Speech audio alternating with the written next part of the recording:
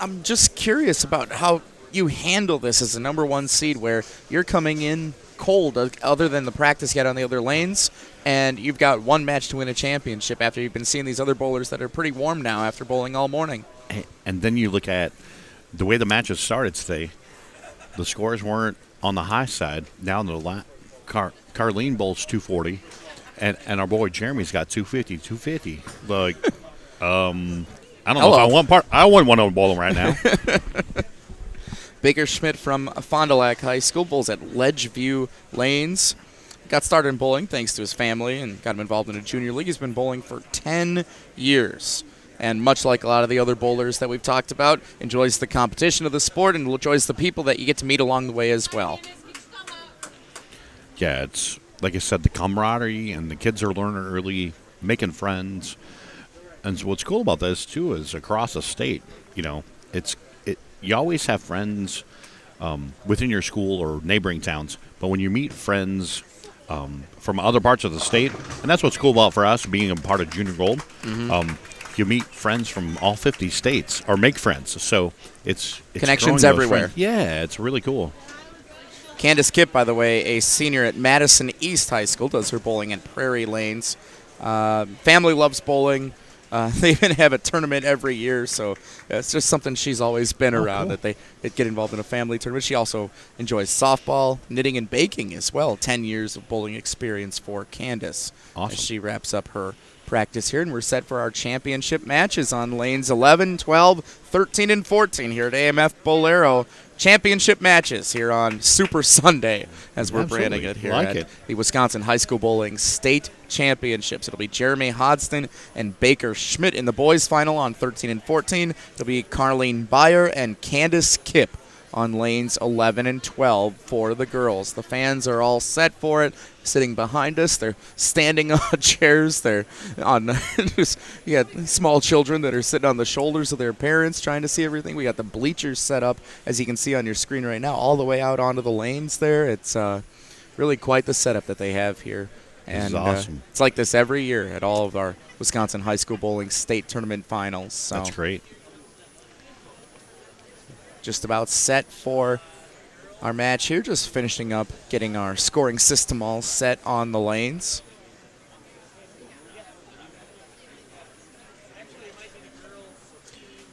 Carlene Beyer, the defending champion from Manawa. Jeremy Hodgson won it 2 years ago from Sun Prairie. Baker Schmidt and Candace Kipp, their opponents, the number one seeds in this stepladder final.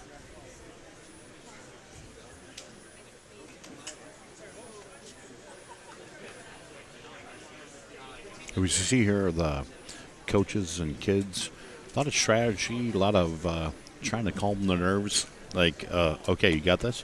Yeah. You can see in the looks on their faces and kind of their facial expressions. It's kind of fun. And here we go.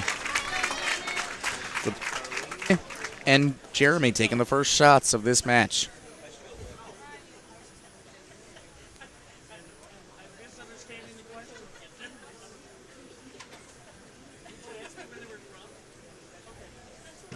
And the championship match underway. Carlene Beyer delivers a solid strike, picking up right where she left off in the semifinal. Yeah, just coming off a 240. I think she's got a good handle of what the lanes are doing. Same thing here with Jeremy. Drives waves it in for a strike. He's got the big wave going. He's like, hey, did the whoop. There it is. So now we get our first looks at Candace Kipp and Baker Schmidt, trying to answer the strikes that their opponents already have thrown.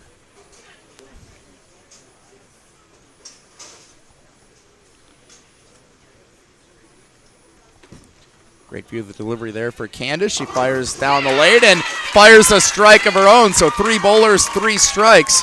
Can Baker join the party? I think so. Looks pretty good over on 4. Well, he crossed it over, but he got a strike. Went a little far inside, but everybody strikes in frame number 1. Takes the crossover. By the way, I've been known to do that as well. I'm right-handed, so every time I cross over, I flip. Look like I'm throwing it left-handed. Everybody's like, oh, great shot. I'm like, oh, thanks. You got to sell it. Yeah, absolutely. And immediately after that, I don't know if Baker's got the strategy of a different ball in each lane, but he just switched balls to step up here in the left lane. So interesting. And Candace is using the same ball. Candace crosses over and leaves a couple of pins on the right side. Going to be a difficult spare to pick up. Yeah, the 310 is never easy. But, yeah, we'll see if Baker, if this was a strategy or just a move. Oh, boy. Side and comes back. He ends up getting 7. Definitely not what he was looking for there.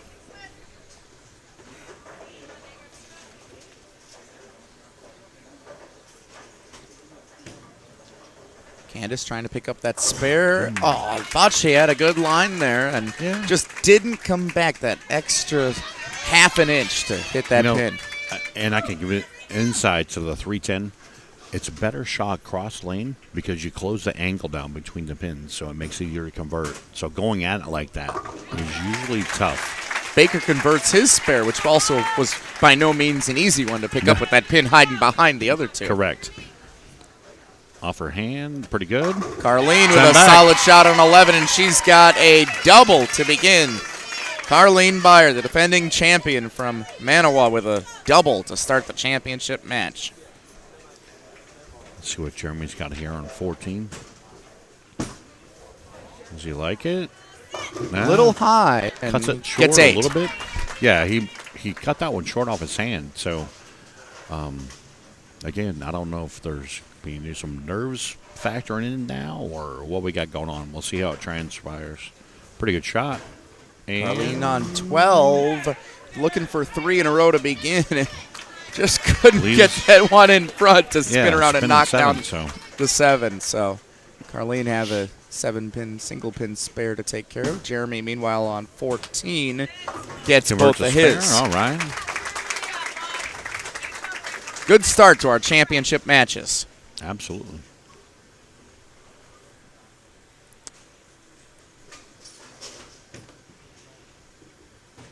Carlene, solid pickup of the 7-pin there. She starts more in the middle of the lane.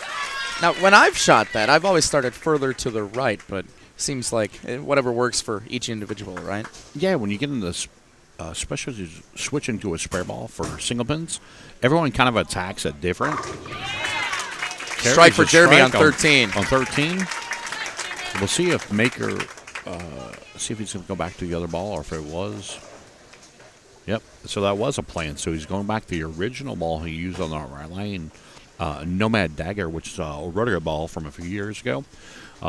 Medium to higher G hybrid cover as opposed to the strike. And it's a good strike on 11. Yeah. On that left lane, he's using an IQ Tour Solid, which is a low RG, low diff solid cover. Pretty good shot of his hand. 10 back. He liked it off his hand, so we got a tie ball game.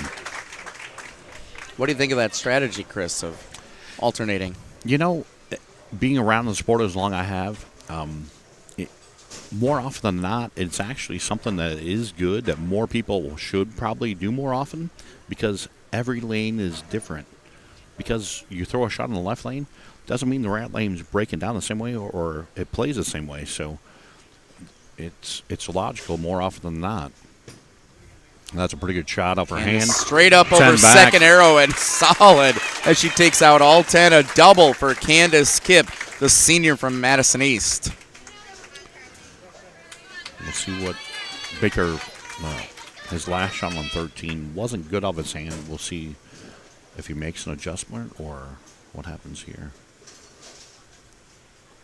It's pretty good off his hand. He liked it. He figured it out after that first shot in frame number 2. Now a double for Baker Schmidt from Fond du Lac. And both of these new competitors that we're welcoming in, the number 1 seeds, look like they're ready to go toe-to-toe with these defending champions. And cuts a little short, crosses over for a 10-pin. Just as I was going to say there, she does cross over on 11, so that's not something we've seen too much from Carlene Beyer today. Well, if you remember back to her first match, she was cutting a few short and kept crossing over. And then that 240 match, she didn't have any crossovers, so could be a nerves. And just like that, Jeremy leaves a 10. And she misses a spare. So Carlene pushes it too far to the right into the gutter and misses the 10 pin. Could be a costly miss here, as now each of the girls has one open frame to her name in this championship match. Singles finals, Wisconsin High School Bowling Club State Singles Championship. Jesse Nelson here with you from ESPN Wisconsin alongside Chris Schlemmer. yes. All right. Attaboy. Craig Elliott, a pump of the fist, too, as he congratulates me on getting the name right. Something else I want to make note of with Jeremy there. He's throwing urethane for a strike ball, switch to a reactive ball for his spares. So, interesting move there. And Carlene catches a strike there after the open frame. So, big bounce back frame getting there. back on it. Now Jeremy on 13. Looks like he's got a good line. Well, it comes Little up light. a little light. He got that one a little bit wide of target down lane. So, again, we'll see if he converts the. Is he gonna? Yep. No. He's gonna. Okay. Throwing a urethane ball. It was funny because he switched to the reactive ball the last time for the spare. So I thought I might do that again. That's pretty good Candace off her looking hand. for 3 in a row on 11. Look good. Pretty good Leaves shot. a 10. Flat 10. We'll see if she can convert that spare and keep that match tight.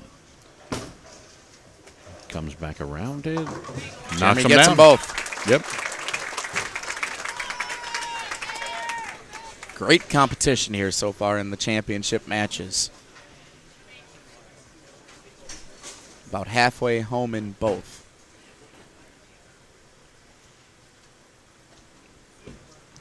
Candace fires for the 10 pin on 11, and it hangs on, and she picks it up. A little smile of relief for Candace Kipp, thinking that she may have pushed that a little too far. Yep. Baker on 14. He Oh. leaves a really tricky opportunity for himself here. Wasn't that bad. Right off his hand, looked pretty good, and just picked up there towards the end. So, pretty good pitch. So, that tells me he's going to have to make a move on that right lane next time. So,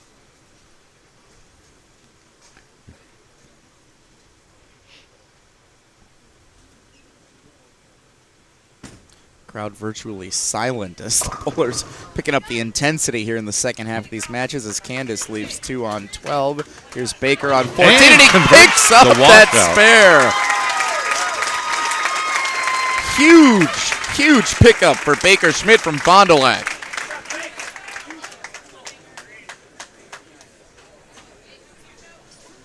So she already missed a 3-10 once this game. We'll see if she can convert it this time.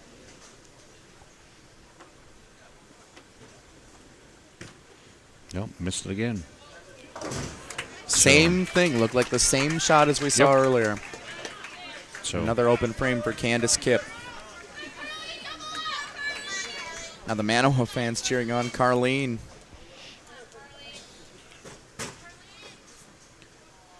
Now Baker on 13. You see the approach. Looks pretty good off the hand and leaves 2. Leaves a 2-8. Came up a pinch light, so he also hit that spot down lane. A little delay bringing it back to the pocket, so that's a pretty good shot for Carlene. Picks up 9. 7. Pretty good shot. She's made some adjustments. The ball's just not quite driving, coming back around the corner. Again, to be something that she could probably ball down and actually get a better reaction down lane and converts a spare for Baker. So it's a huge spare for Carlene over on 11 right now. Oh, absolutely. Looking to extend that lead to 11 if she picks it up, and she does just that. So a significant lead now as Carlene coming out of a spare there in the 6th after the open frame for Candace. Jeremy on 14 fires. He's having some trouble over there. Yep, through the face. Knocks out the 7 of the big 4, so leaves a 4-6-10. Unless he can get some pin action, something flying out of the pit, it's going to be an open frame here for Jeremy. Pretty good shot right there by Carlene. She knew it off her hand. Huge strike, and now as she extends that lead even further. And nope, Jeremy takes his 2. Now Baker Him and with his a big coach chance to talk it spin. over.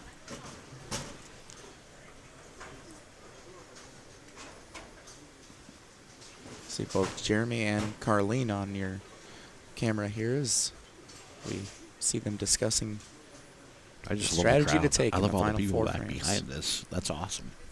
A big crowd. It's great. Looks to be a pretty good shot off her hand. Oh, Takes him out on, one to leaves avoid four. the split, so a good break there with the pin action. That was a pretty good pitch. Jeremy on Let's see if 13 after the discussion. Does Yep. the adjustment work? Makes the It move. does. 10 back. What did he do different there? Yeah, to me, it actually looks like he actually cheated a couple boards right with his feet, made sure he kept his angles on the same line, and the ball actually got out a little bit further. So, based on where he had been playing before the first 2 games, when he went 250, 250, just had to chase it a little bit. So, open it up and give himself a little bit more room. Candace converts the spare. Now Baker on 14 hits back. it. Baker That was a great Schmidt shot. with a great strike, carrying the momentum from when he made that split on 5. Now he's got a lead here. Let's see if Candace makes moves. She's 310 twice on this right lane. We'll see if she can make an adjustment not to leave it.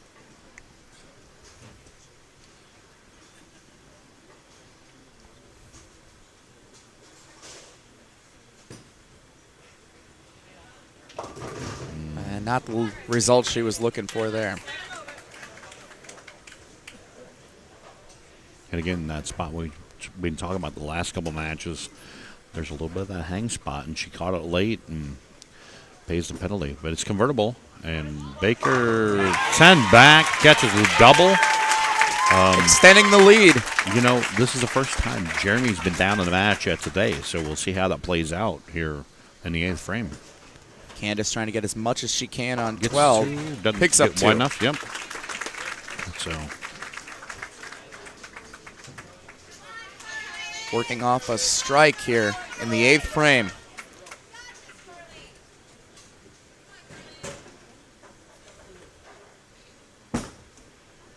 Jeremy Hodgson on 14 leaves a 10 pin. and he also made a move on the right lane as well, cheating his feet a couple boards to the right, giving himself room, and pays the price with a rip rack 10. Pretty good shot by Carlene. Yeah. Also working off a 10 strike, back. Carlene Beyer connects for a double.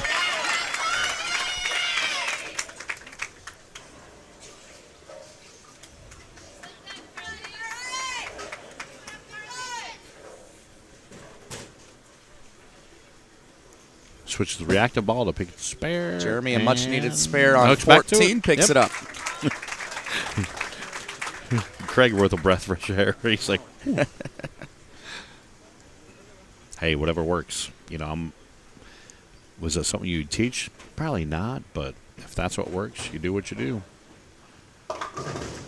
Catches the break, going through the face, only leaving the 6-pin.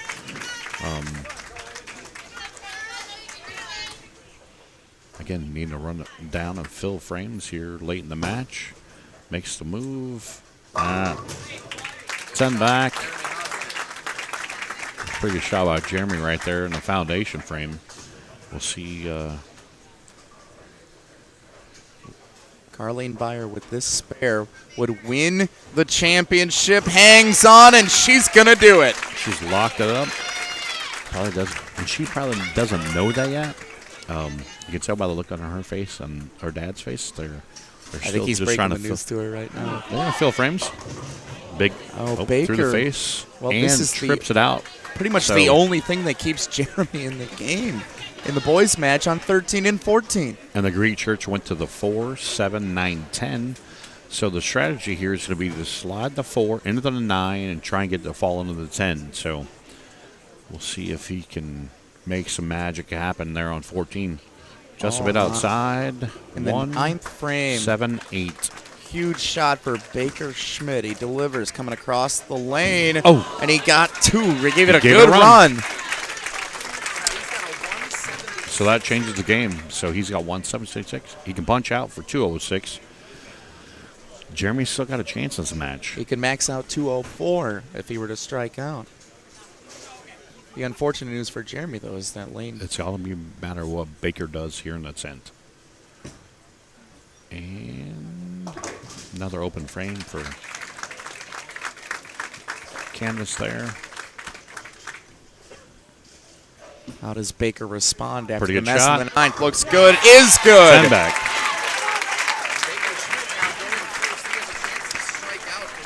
Yep. And by the way, Carlene just figured out she won after that open frame. Once Candace came back, she's like, she looked at her dad and she goes, I think it's over. So that's awesome.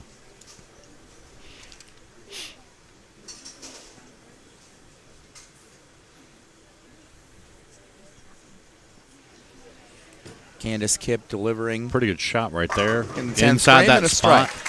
Yeah, you see there, her target downlane was inside of where that hang spot was, and she hit the bucket, 10 back.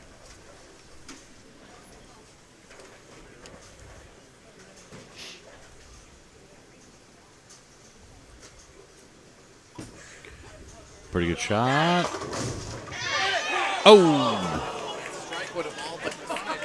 Sending pins Now, everywhere. An opening for Jeremy Hodgson in the 10th frame. It's not over yet. And this, we'll see what he's made of. I mean, that's, by the way, you have to throw good shots to win the state title. What's going through your head right now?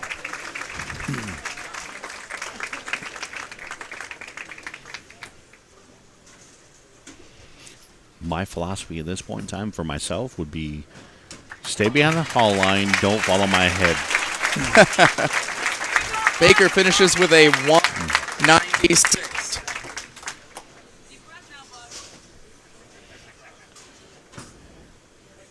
Meanwhile, Candace, final shot. She's going to come in second place for the girls' singles championship. 159 game for Candace Kipp.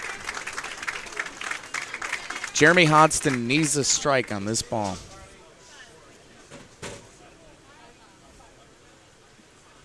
No pressure.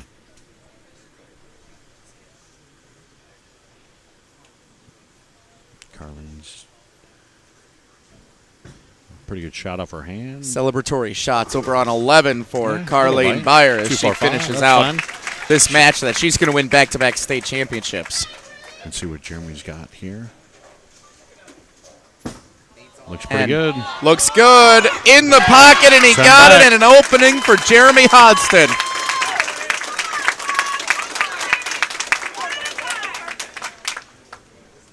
And now the crowd doing the math on it. So he's got Carlene 44. wrapping things up on 11. Can max out at a 203 if she knocks all 10 down. He needs it. Still needs another strike. He threw that one like it was his job. So we'll see if he can replicate that right here in this second shot on the 10th.